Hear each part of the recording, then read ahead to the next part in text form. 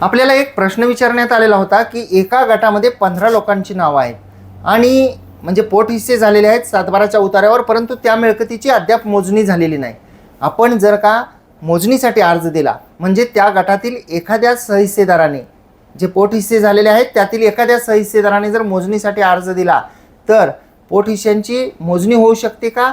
का फक्त त्या मूळ गटाच्या चारही बाजूचे कोपरे मोजणी करून मोजणीदार निघून जातात? मोजणीचे दोन प्रकार असतात, एक म्हणजे गटाची मोजणी आणि दुसरा म्हणजे पोट हिस्स्याची मोजणी.